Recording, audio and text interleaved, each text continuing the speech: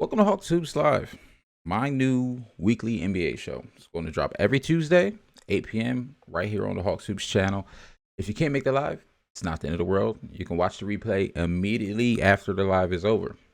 But you might be wondering, why would you want to tune into the live? Because you can be part of the chat. You can drop your takes in the chat, change the way the show goes if you bring up something interesting. But you can take it a step further, and you can call in live and chat with me, and we can actually have a conversation live in the show as if you're calling into a radio station. So we got some topics that we want to cover tonight, but first thing first, NBA returns tonight. It's the first night of NBA regular season basketball. The Bucks are currently playing the Nets. I watched the first 10 minutes ish of the game right before I came on live with you guys. And I'm not gonna jump no guns, but the Bucks were looking really efficient. They were hitting their shots, confidently pulling up, hitting threes. But we'll talk about them, and we'll talk about opening night, opening week. We'll talk about the top 75 players of all time that's being dropped today, tomorrow, and Thursday. We'll talk about a little bit more next week. I'm sure I'll drop some TikToks about it throughout the week if something pops out and I really want to talk about it. So, what is Hawks Hoops? Hawks Hoops, like I said, it's going to be weekly. We're going to just basically cover what happened in NBA that week. News, headlines, games, some of my takes. Talk about some takes I might have seen online on NBA Twitter, NBA TikTok. NBA TikTok is a wild place. But for this episode, we have some news that we want to go over. We want to touch on some things, and then we're going to talk about some teams that I'm really excited to look to see this upcoming season. Not so much as predictions of MVPs or who's going to win, all that type of stuff, but just some teams I'm really looking forward to because of what they did in the offseason. So let's start out. We got to talk about Ben Simmons because this is just getting out of control. It's getting way out of hand. So let me quickly bring everybody up to speed. Ben Simmons doesn't talk to the Sixers all offseason. They probably haven't really heard from him since they got eliminated by the Hawks because of him. We're not going to talk about that. So Ben Simmons hasn't been with the team. He then says he's not coming to practice. Then one day randomly says, oh, I'm showing her to practice. So he practices.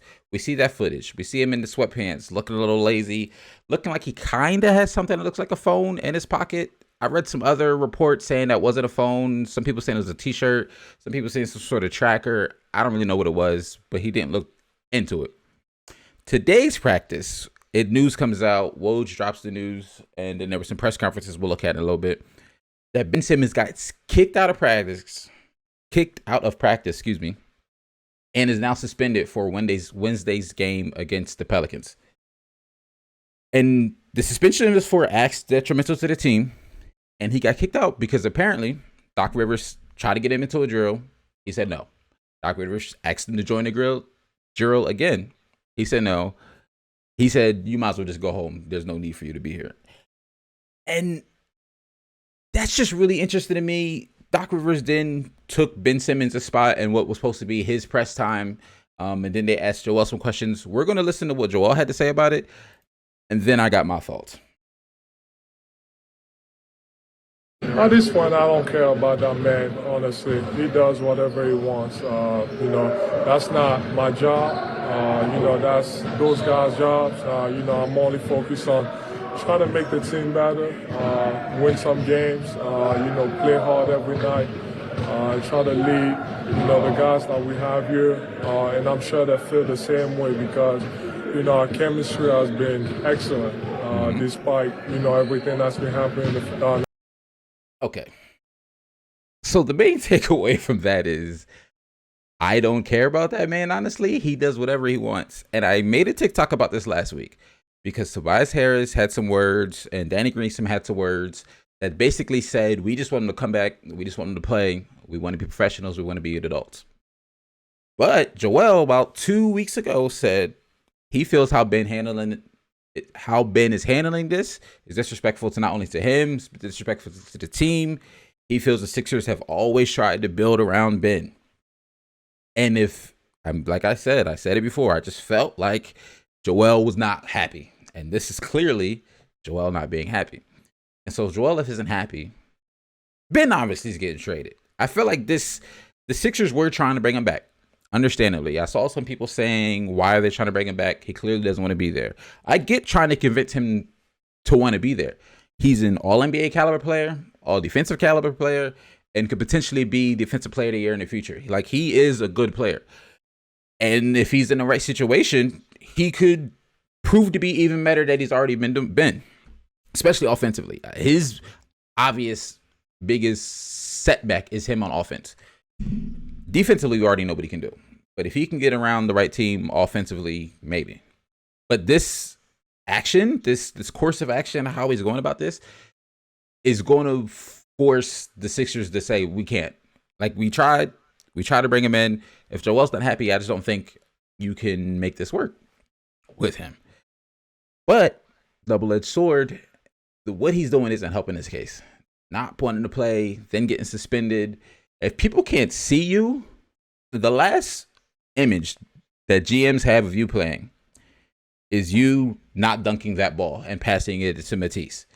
That's the last image everyone has. Every GM, that's the last image. We know you're good, but if you don't play to show us that you're good still, or that your mentality's changed or something, teams aren't going to want to give up what the Sixers are asking for him.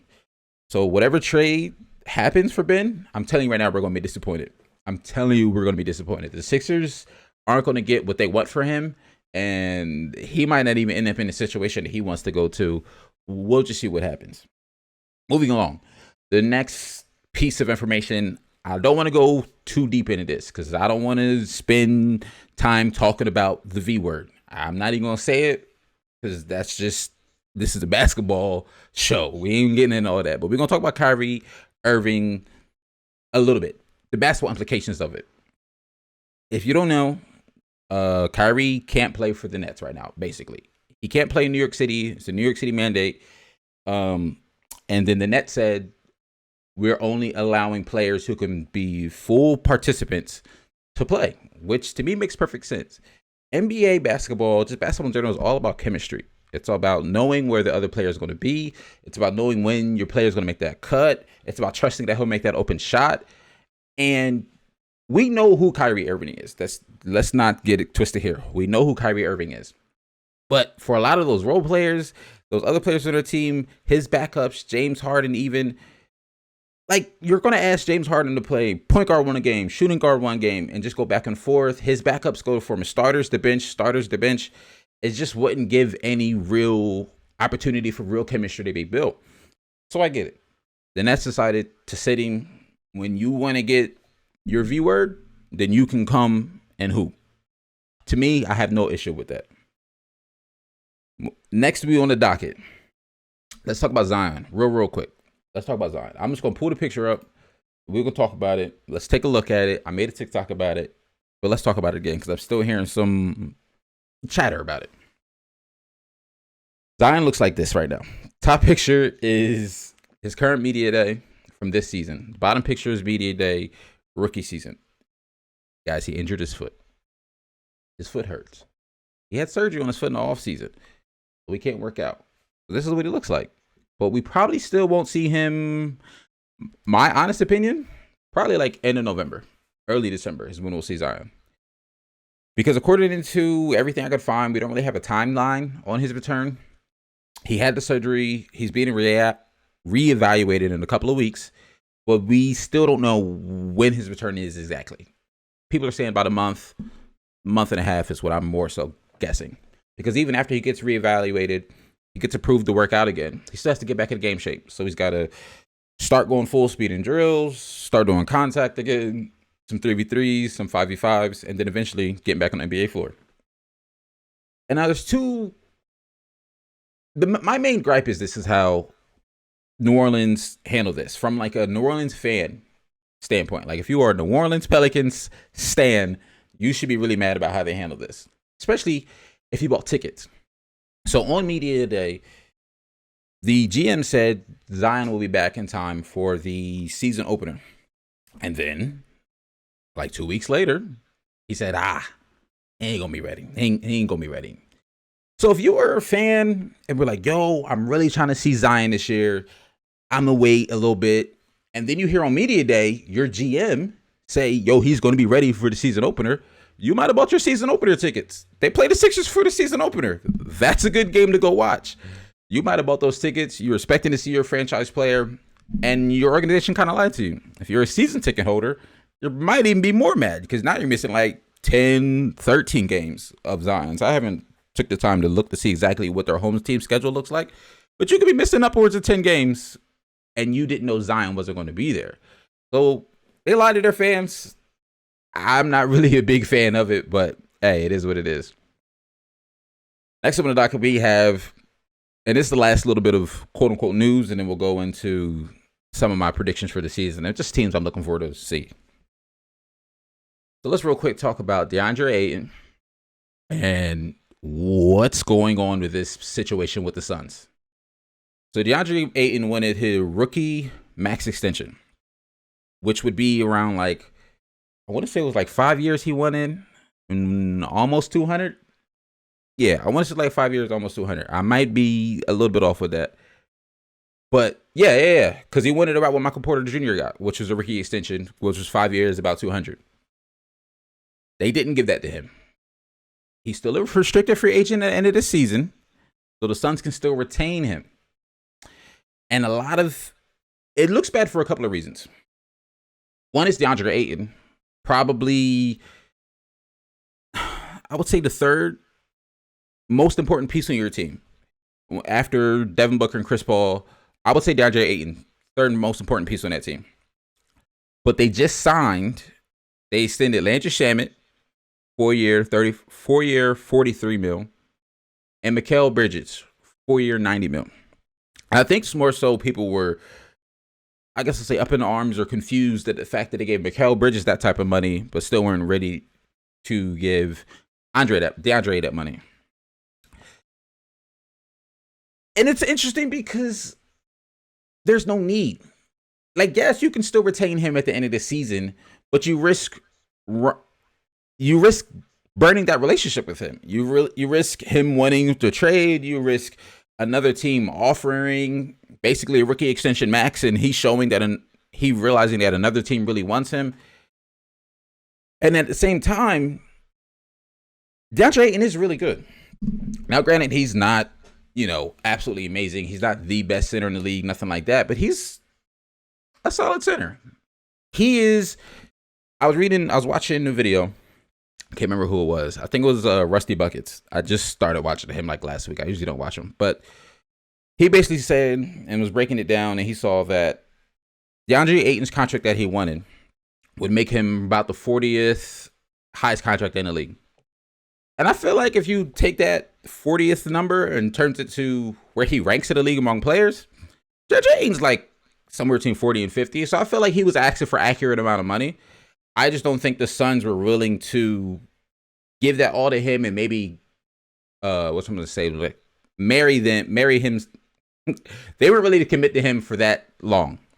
A lot of their contracts are in a 4-year term. Like I just mentioned Landry's. I just mentioned Mikal Bridges'. This new CP3 contract. It's all around the 4-year span. So maybe they weren't ready to or willing to commit past that 4-year window. Because we've said this before. Yes, they have Chris Paul for 4 years. But that was kind of sort of just we paying you because you really brought so much to this team. I don't realistically see Chris Paul being Chris Paul past like another 2 seasons. So that season 3 and season 4, I don't know what he's going to look like, to be completely honest with you. So maybe that's why they didn't want to do that with Ayton. But Ayton is a good big. Like he has the potential to grow into really making that rookie max feel like it's worth it. Like right now, maybe it doesn't feel worth it. His numbers don't jump out. This thing is like 14 and 10 don't jump out on paper.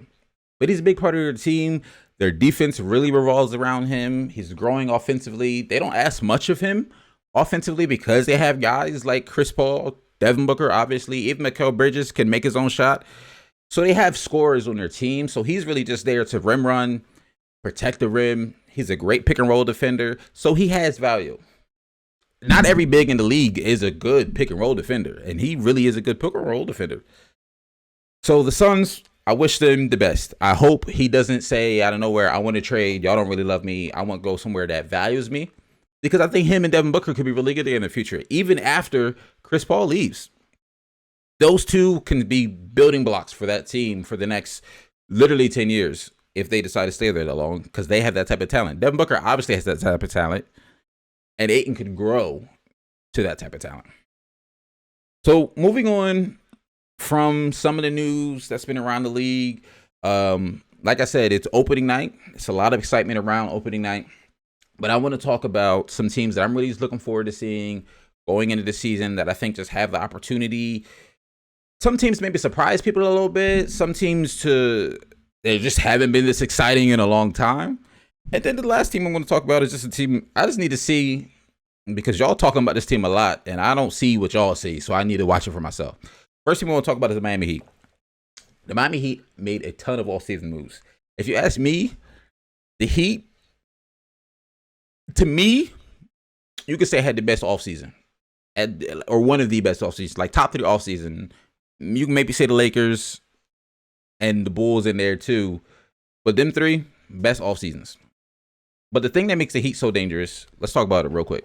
They had Kyle Lowry, who I consider a highly underrated point guard.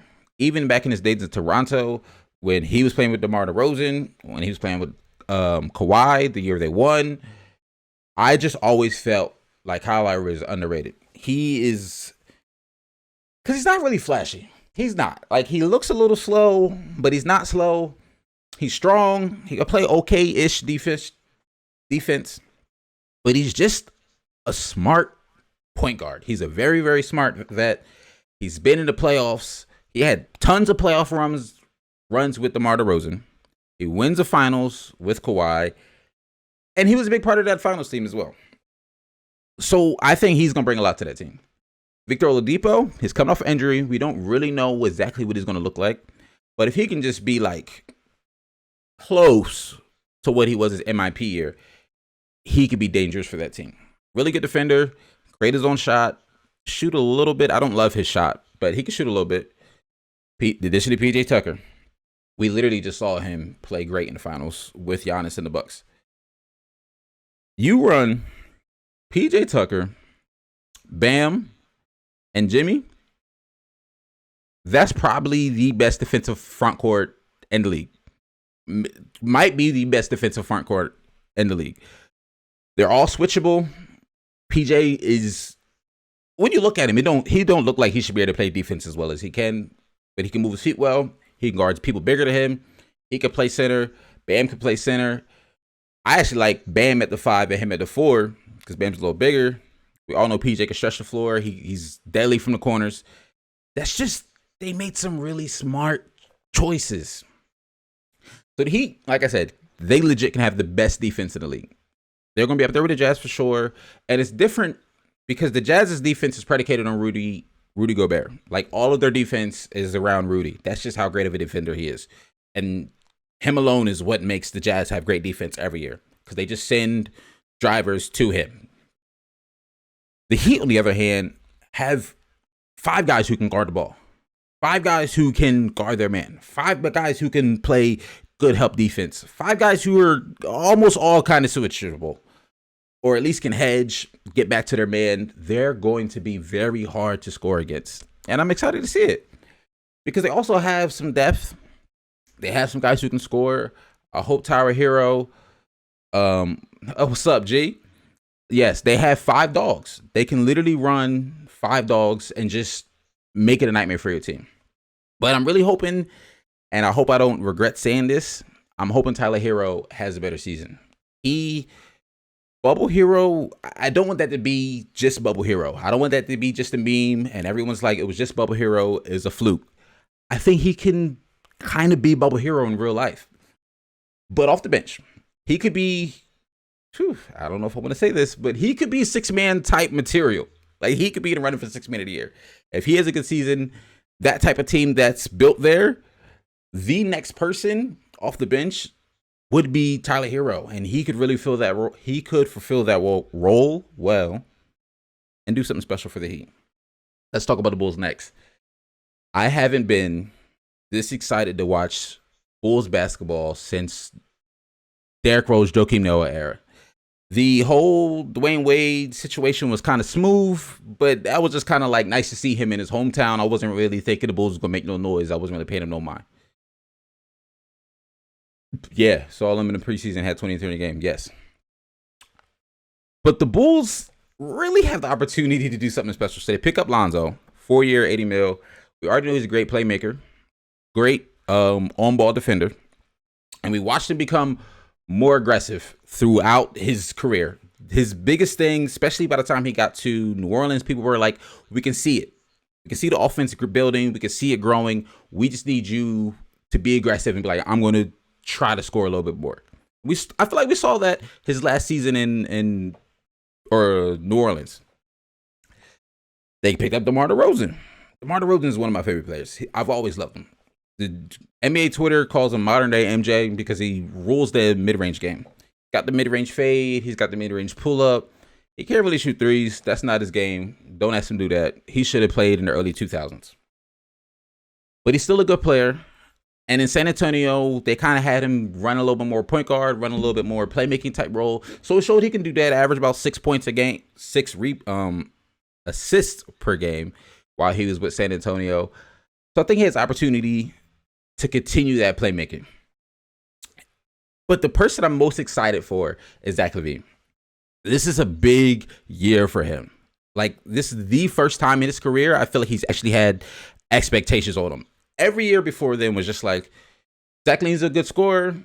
We're not really expecting much from whatever team he's on, whether that was the Timberwolves or the old Bulls, because we just know his team's trash. So he's going to go out there, put up great numbers. And last season, he put up 27 points on almost 50, 40, 90. It was 41% from three, 50% from the field, 85 from the free throw. Zach Levine, I think I've heard it. I've heard it a couple times, but I don't know if I believe it. I've heard him being compared to like the Jason Tatums of the world, the Devin Bookers of the world. That conversation of people, the Donovan Mitchells, that type of talent is what a lot of people think Zach Levine has. And this season is going to prove, does he really have that or not? Very similar to how we looked at Devin Booker for years. We knew he was a scorer. We knew he can put the ball in the bucket.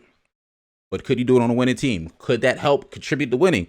You add some pieces, you add Chris Paul, they go to the finals. Now the Bulls, they didn't necessarily add Chris Paul, but Alonzo's a really good playmaker. DeMar DeRozan's a good player. They added Alex Caruso, the Caruso show. I'm not going to try to hop into the hype of the Lakers world that was the Alex Caruso show, but Caruso's a good player. I ain't going to hold him. Great defender, can shoot a little bit. He's a good player. But this season is going to be big in Zach Levine's career. Because the Bulls could be a top 4 seed in the East. They could be like number 4. They could be anywhere from like 6 to 4. I don't see the Bulls being a play-in team. If they're the 7th seed, they're the 8th seed. If they're the 9th or 10th, it was a complete failure. But if they're in the play-on game, a play-in tournament at all, I don't think they met their expectations. Bulls are 6 and up. I see them at like 5-4. But they're going to be fun to watch. The Bulls are going to be absolutely fun to watch. I caught a couple of preseason games. I saw some clips. The Bulls are going to be a fun team to watch. Let's talk about the Lakers. You know we was going to get into it.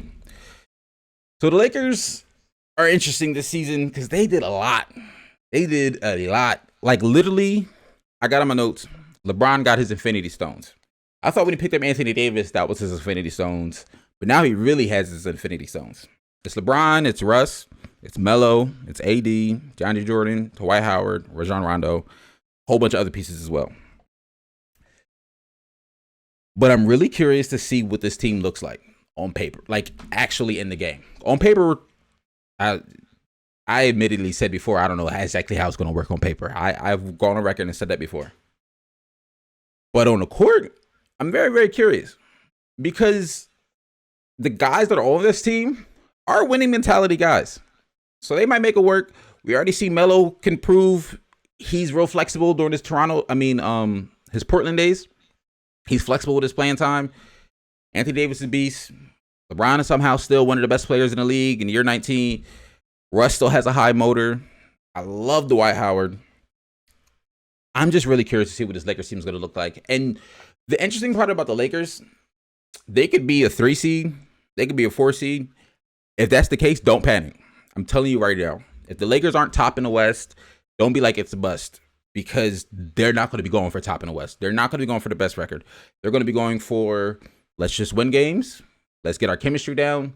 We're not going to kill our players. We're old, so we're not going to kill our players trying to win every game. We're just going to go out there and play our form of basketball. This team's going to play really good defense, and they're just going to coast. And them coasting is probably going to be 4th, 3rd, 5th in the West, somewhere around there. 5th sounds a little low. But 3rd, 4th, I wouldn't be surprised if they're around there. Too old. Let's keep those legs alive. Exactly. So next, I want to talk about the Nuggets. So we all know Jamal Murray's out. There's not really a timeline on his return. The GM said they're not trying to rush him. Coaching just said they're not trying to rush him. Jamal himself said he's not going to rush himself. He tore his ACL back in April, so we might not see him again until late spring. It could take about a year for that to recover. So I'm talking late spring, like April, May, like right before playoffs is when we'll see him. And who knows what he's going to look like when he comes back. But don't count the Nuggets out. They're coming off the reigning MVP. They still played well after he got injured. They still kept a really good winning record after he got injured last season. So they've proven to themselves they can play without him if everybody steps up collectively. They're putting a lot of faith in Michael Porter Jr. with his contract extension. But I think this could be the season that he takes another step, showing that he has a scorer's game. He can shoot, he can drive, he's got a mid-range, he's got a big frame, he can bully people. He's got a shooter's build. A scorer's build. But can he add some more stuff to his game? Can he be a little bit of a playmaker? Can he take a step forward on defense? Because he's got that frame. He's got the athleticism to be a really good defender. But can he do that? Can he show us that he can do that? I think that Jokic is going to be Jokic. He's going to have a great game. He's going to have a great season. I'm really excited for Aaron Gordon, though. I think them picking him up mid-season was a really good trade. His numbers aren't really crazy. But I think he can get back to his 15 points per game type seasons with Jamal being out, with them wanting some more offense from him, with being a part of the training camp preseason. He's going to feel like he belongs with that team more. You definitely saw last year where it was times where he didn't look like he knew what to do. But I think that's all going to be figured out offensively. And defensively, he's also a versatile defender. I think he's going to help them out a lot. We all know Jokic isn't the best rim protector, not the best defender. He's gotten a lot better than he was. Him losing weight and getting more athletic has helped him out a ton. But Aaron Gordon surprisingly has some quick hands. Maybe catch a couple people on the strip. Can switch a little bit, hedge a little bit. He's a better defender than I think people give him credit for. And the last team I want to talk about is the Dallas Mavericks. And this is the team I just want to watch. I just want to watch them because the internet loves Luka, and I feel like I'm missing something here. I went on record. I made a TikTok a couple weeks ago. They had him top 4 over Steph. ESPN going into this season. I don't see it. I don't know. I'm clearly missing the Luka mania. I don't know what y'all are seeing. So I'm just going to watch them. I'm going to watch the Mavericks. They got a lot of stuff going on. Maybe not personnel-wise, but they're still trying to figure out how to get KP integrated, make him feel a little more comfortable. They got a new coach in Jason Kidd. I personally don't agree with that signing. I don't love Jason Kidd as a head coach. He doesn't have a great track record with his coaching, with his record, with his off-the-court antics. I don't love Jason Kidd as a coach. I'm not going to hold you. But I think he has potential. I think the Mavericks have potential.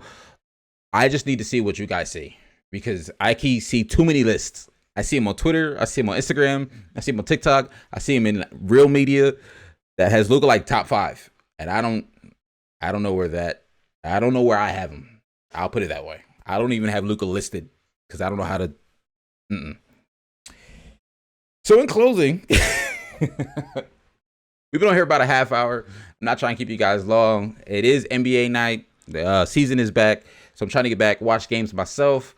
Appreciate you guys for in here hanging out with me. So this is kind of what you can expect from Hawks Hoops. Some topics, some news, some of my opinions on some teams. next week we'll probably have a lot more to talk about because everyone have been played. We'll see everybody. We'll do a little recap of the week. Talk about the top 75 players that dropped this week. I think they're going to do an order. I don't know how they're going to do an order because they dropped the first 25, but there's no order to it. It's just these are the 25 players. Now, if they cop out and there's no order for this, I'm going to be kind of mad, personally. Like, I would want to see an order, but I get it. I get not wanting to make an order. So we'll just talk about some of the players that were there. Maybe we feel like somebody got snubbed, and we'll do that. And hopefully next week we catch somebody and somebody calls in. We have that conversation with somebody live. But thanks for hanging out with us, and we'll see you guys next week. Peace.